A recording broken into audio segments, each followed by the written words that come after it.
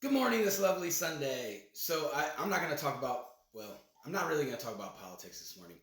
But as most of you who watch my show and watch my podcast on YouTube, many of you know that I am a cat guy. I have 9 cats. Yeah, that's a whole other story. Not by choice. They just keep happening. So what I did was I watched the trailer for the Mufasa the Lion King, the live action movie that's going to come out next year.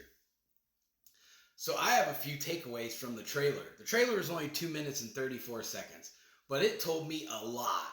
So I'm going to break that down for all of you Disney lovers and people searching for wokeness in Disney stuff. So basically, you have it from when Scar and Mufasa were kids.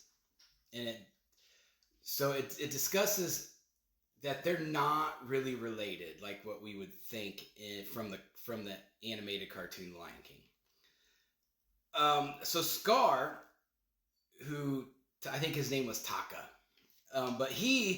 so when he's a child, they portray him with a super white British accent, okay? And then Mufasa has an African accent. So, and I can't tell you what part of Africa the accent's from. I didn't dig that deep. But, so Scar is the prince.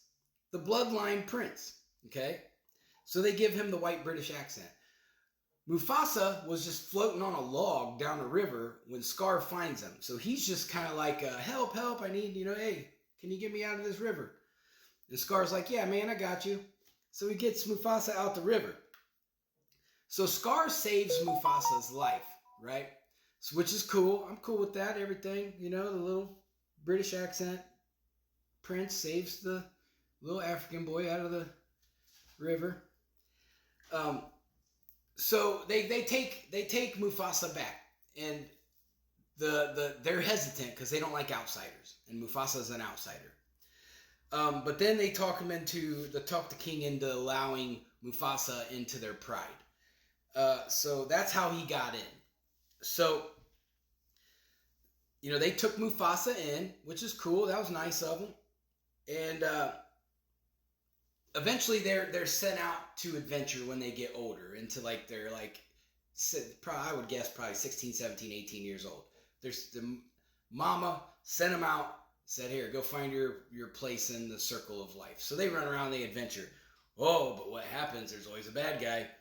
So the bad guy is they run into the white supremacy lions. These lions that they made white. Right? And so they're trying to jump Scar and Mufasa. And they basically come out and said, look, it's our kingdom. We're going to come take it. So not only they're the white supremacy ones, but they're also the communist ones. So they're coming to just invade and steal the kingdom. Well, Scar's like, bro, you're not stealing my kingdom. Bro, you know who the fuck you're talking to? And so he's like, Mufasa, get up out of here. I got this.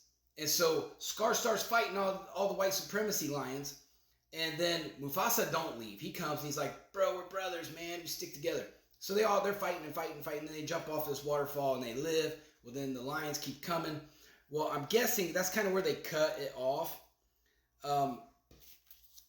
And so Mufasa and Scar are they're like blood brothers, which is awesome. That's a cool, I like that ideology to portray to kids. You should have a friend like that. That's like, hey, we ain't blood, but we're blood.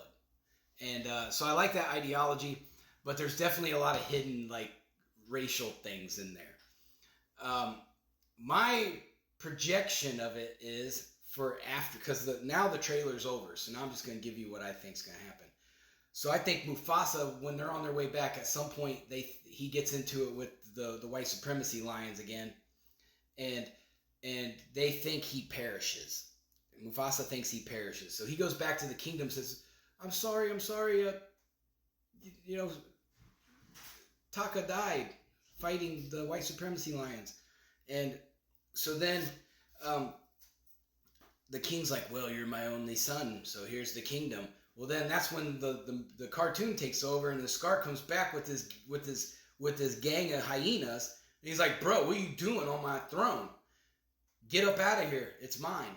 So now it changes like the whole way that I look at the animated Lion King movies. Because now I'm like, bro, Simba's a fraud. And Mufasa like basically abandoned his brother to die so he could take the kingdom. Everything I grew up knowing, gone. So now I don't like Simba no more. Scar was the rightful king. But it also politically, when you look at it, it's your typical colonization scenario as well. You have the British monarchy, which is the pride. You know, now with Scar and Scar's family, they're the royal bloodline. But then you have, you know, they're taking in the little black kid, and they're gonna be like, well, you know, you can hang out with us, but that's as far as it goes. And you know, then you've got like the radical white supremacy Trumpers showing up. This is how Disney's portraying this shit. They show up and they're like, no, bro, screw the monarchy, we're taking over. So that's what I got out of that. I just completely just made a giant tornado out of the Lion King. But I mean, to me, it was obvious. I'm like, well, what is this going? Why does this kid? We're in Africa in a lion pride. Why does this dude have a British accent? And then I started paying attention to more things. I'm like, okay, they have a hidden agenda here. They're trying to tell this like hidden agenda story where the white supremacists are bad, and you know the we should overturn the monarchy. You know, there's this agenda. And if you don't think for 1 minute that the staff of Disney, when they come up, they'll have their little creative, when they're developing these movies, they sit down and they have like these brainstorming moments. So if you don't think for 1 minute that when they wrote this, that they didn't sit down as a unit and say, okay, if we change this to this, it'll get this across. Everything is very strategic when it comes to making movies like that. They want to get a certain ideology out there. And because the movie has to make sense at the end of the day. So if they follow a certain ideology, the movie will come full circle and it'll make sense at the end. So, you know, we have to understand that. But that's my take. That's what I got out of watching The Lion King. It's a way to subconsciously create a sense of division further. You know, good guys, bad guys. The white people are all bad.